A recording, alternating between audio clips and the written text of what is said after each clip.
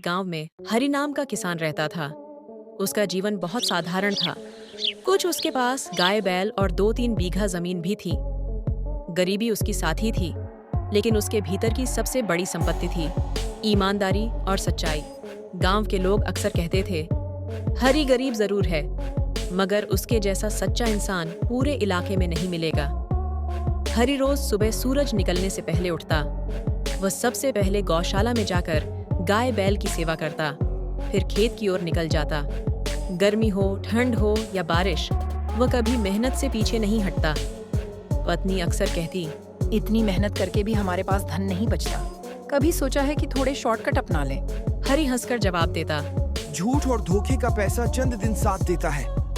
मेहनत और ईमानदारी का फल देर से मिलता है, मगर मीठा होता है। एक बार खेत जोतते समय हरि को हल्की नोक मिट्टी में किसी कठोर चीज से टकराई।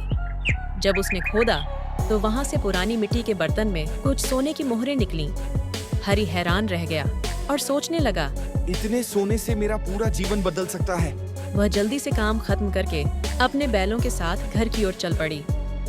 घर आते ही अपनी पत्नी से बोला, अरे देखो, जब हम खेत जोत रहे थे तब मिट्टी की बर्तन हमारे हल के नोक से टकराई। तब हम देखे तो मिट्टी की बर्तन में सोने की मोहरें। हाँ, अब हमें मेहनत करने की जरूरत नहीं। इन मोहरों से घर बनेगा, गहने बनेंगे और सुख मिलेगा। लेकिन हरि ने शांत स्वर में कहा, ये सोना मेरा नहीं है, ये किसी के पुरखे का खजाना है। इसे अपने पास रखना चोरी होगी। वह उन मोहरों को लेकर सीधे पंचायत के पास गया। पंचायत ने खोजबीन करके पता लगाया कि ये जमीन पहले किसी बुजुर्ग जमींदार की थी, जिनका परिवार अब दूसरे गांव में रहता था। सोना उन्हें लौटा दिया गया। गांव के लोग हरि की ईमानदारी देख दंग रह गए।